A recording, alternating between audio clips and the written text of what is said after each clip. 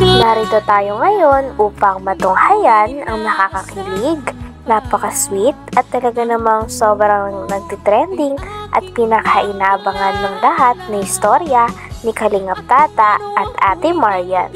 Sa pagpapatuloy nga ng ating istorya ay sinasabihan ni Kalingap Tata si Kuya Arjon. Sabi kasi ni Kuya Arjon ay parang nagugustuhan na kaagad at gusto na ngang paibigin ni Kalingap Tata si Ate Marian. Sabi naman ni Kalingap Tata ay hindi raw yun ganon. Dapat daw ay hindi minamadali ang isang babae. Kung baga, dapat step by step. Dapat hindi daw katulad ng style ni Kuya Arjon sapagkat parang nagmamadali at minamadali nga daw ni Kuya Arjon ang mga babae. Kaya tinuruan siya ni Kalingap Tata na kapag naliligaw siya ng babae o kapag may nagugustuhan siyang babae, dapat step by step lamang ang panliligaw o ang pagsungkit sa puso ng kababaihan. Kaya dapat hindi daw ito minamadali. Dapat daw ay may sapat na oras sa panliligaw dito nang sa ganon ay mas makilala pa muna nila ang isa't isa ng maigi bago maging silang dalawa. Bang gusto mo agad ka anuhin? Ligawan? Oo. Dapat ano lang? Ano din ang gusto Dapat ano ka muna, yung dahan-dahan lang. Oo, dahan-dahan. Biglain kasi level 1. Level 1 may step by step ba? Huwag mong biglain agad kasi ano, di ba? Oo, di ba? Oo. Dahil ka ate, ako yung unang nailala tapos ano?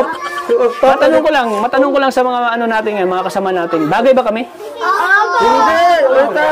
Hindi, hindi kayo bagay, tao kayo. Bagay. Sabi naman ni Kuya Arjon ay sana daw pala ay hindi na lang pinakilala niya si Ate Marian kay Kalingap Tata sapagkat naunahan pa siya ni Kalingap Tata kay Ate Marian. Sabi naman ni Kalingap Tata ay okay lang yun sapagkat meron naman na daw ka-love team o nagugustuhan si Kuya Arjon at ito ay si Ate Angelica. Kaya dapat daw na si Ate Marian ay paubayan niya na lamang daw kay Kalingap Tata. Dahil si Kalingap Tata ay talagang single na single at naghahanap talaga ng babae na kanyang matitipuhan at ibibigay ang kanyang pagmamahal ng buo. Kaya nga nung nakita niya si Ate Marian ay talagang nagkislap ang mga mata nito at nasabi niya sa kanyang sarili na in love na siyang muli. Grabe at iba talaga ang nagagawa ng pag-ibig at unang sulya pa lang ni Kalingap Tata sa dalaga ay nabighani na talaga ito. Bagay kami. Sana Diba? Ano? Ano ngayon? Sana hindi ko lang sa unang-ilala. Naunahan mo ako. Ano kasi diskarte mo pang ano yan pang... Kaibigan ko sana yun si ate. Magkibigan naman tayo. Oo. Pero si Kuya Tats, at saka edad mo ikaw yung kaibigan ko ni Tats. Dahan-dahan na tumat sa kilaway mo. Ay, nako. Hindi ka pa nag-toothbrush. Sabi Kuya Tats. Dahan lang. So ano kayang ate, magkaibigan kayo. Pero ang tawag mo sa anak, Kuya Tata. Mag-uoko ka sa Ano, anak. magkuya ka sa akin o hindi? Magkukuya na lang. Ikaw talaga. Magtataasa na siya, pinipwersa mo na magkuya sa akin. Hindi kasi, kidlatan tayo. Ha? Bakit kidlatan? Kasi hindi tayo gumagalang sa isa't isa, di ba? Bakit? Bakit? Kasi ate, tawa yan. Okay lang yan Nag-uway kasi siya. Ha? Para mas makilala pa ni Kalingap Tata si Ate Marian ay tinatanong pa nito kung ano ang kanyang ginagawa sa buhay. Sabi naman ni Ate Marian dahil siya ay isang college student ay lagi daw siyang busy sa mga schoolworks. Sabi naman ni Kalingap Tata ay ano ang kanyang ginagawa kapag mga Sunday. Sabi naman ni Ate Marian ay kadalasan ay pahinga niya daw ito sapagkat nakakapagod nga naman mag-aral sa college. Hindi na rin daw siya nakakapagsimba sapagkat napakalayo ng simbahan sa kanila. Sabi naman ni Kalingap Tata at payo sa kanya na huwag niyang kakalimutan ang Panginoon. Sabi naman ni Ate Marian ay hindi niya naman daw ito kinakalimutan at patuloy na nagdarasal araw-araw. Nagba-Bible ka? Hindi na po dito. Ano palang relihiyon? Anong relihiyon mo? Katolik po. Katolik po. Pwede pala tayo magsimba every Sunday. Okay lang ba sa'yo? Magsimba tayo. Ano? Hindi na po ako nakakapagsimba. Kaya, tinatanggol. Lalo na pandaming school works ngayon. Anong ginagawa mo pag Sunday ka? Pag Sunday po, pahinga naman ako. Kasi sa weekend po, pagod. Tapos yung simbahan po dito ang layo. Diba? Layo pa po. Kahit na busy ka, huwag mo kalimutan yung Panginoon kasi pag kinalimutan mo yun, lahat ng mga dreams mo, pangarap mo, Hindi naman po actually kinakalimutan. Bali nakakaligtan ng gabi. kasi yun na busy ka. Diyan ate, diyan. Dapat oo. Bakit kausap-usapay po? Grabe, yung pag nagtitigil kami sa mata, parang kinikilig. Grabe, at nasabi nga ni Kalingap Tata na talagang kinikilig pa rin daw siya sapagkat sa tuwing nagkakatitigan daw silang dalawa ni Ate Marian ay talagang kinikilig siya dahil napakaganda ng dalaga at may spark nga daw talaga siyang nadarama sa kanilang dalawa. Kaya porsigido na nga si Kalingap Tata na maka-love team si Ate Marian. Kinikilig siya.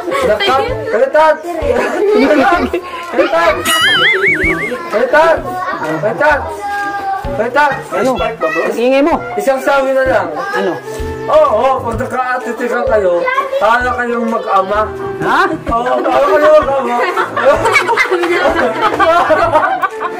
Lagi mo ako nilalaglag. Ito yung kaibigan ko na hindi suportado sa akin, bro. Hindi, suportado ako sa kanya, pero dapat, pwede ka ng kaedad mo. Gusto mo lang kasing angkinin si Marian. Gusto mo lang kunin. Parang dyan ka na. Oo, dapat suporta ka na lang. Dapat suporta ka na sa akin Pero kasi ate, diba? alam mo Marian, single ako, wala akong asawa. Sige, lang ka. Single ako, wala akong asawa. At naghanap ako ng forever ko. 20 ataas ka. 20? Hanap ka ng 20? Ano? Hanap ka ng 20? Kontrabida talaga to. Wala talaga to. Ikaw pa naman yung number 1. Naglabas na nga ng sama ng loob si Kalingap Tata. Sabi niya kay Kuya Arjun ay dapat daw sinusuportahan siya ni Kuya Arjun pagdating sa love life. Buti pa nga daw ang cameraman ni Kalingap Tata ay sinusuportahan daw siya. Kaya naman natawa din si Ate Marian dahil lang cute mag-away ni Kalingap Tata at ni Kuya Arjun. Pagkatapos nito ay patuloy pa rin ang pagkikentuhan ni Ate Marian at ni Kalingap Tata. 20? Ano? Hanap ka ng 20? Kontrabida talaga to. Wala talaga to. Ikaw pa naman yung number 1 na yung kaibigan ko na Number 1. na masasabi kong isa sa susuporta sa akin sa about sa love life ko, Number 1. sa pangarap ko, ikaw. Hindi. Kaso wala, bro. Buti pa yung cameraman ko. Suportado ako. Wait lang. Number 1 mga kaibigan, kaso, siyempre, hindi ka konsintihin. Kasi alam mo naman na, bata yan. Alam mo, ang pag-ibig kasi hindi namimili yan. For example, si Freddy Aguilar. Oo. Ilang taon si Freddy Aguilar? 50. Oo. Pero yung naging asawa niya, 16.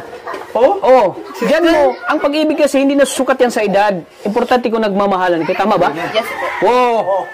Tingnan mo. Ang pag-ibig hindi porkit matanda na yung Ang tanong.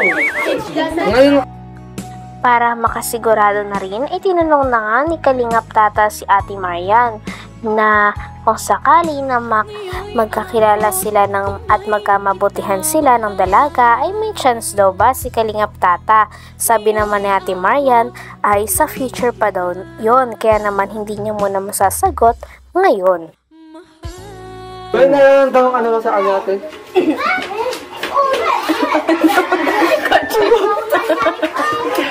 Grabe yung tanong mo. Sige. Sagutin mo, Marian, sagutin mo. Well, kaso, hindi lang kayo. Sagutin mo. Pero pagkakaibigan lang po. Pero kung halimbawa, dumating sa punto na nakakilala natin ang isa't isa, at ay may chance ba? Di ko po alam kasi in future no po. So, di ko po alam magiging future. Siyempre, kakilala pa lang natin malay mo, hindi natin alam ang ikot ng mundo, di ba? Yes. Hanggang dito na lamang muna ang ating nakakakilig, napaka-sweet At talaga namang sobrang nagtitrending na istorya ni Kalingap Tata at ni Ate Marian. Maraming salamat sa inyong panonood. Hanggang sa muli. Bye!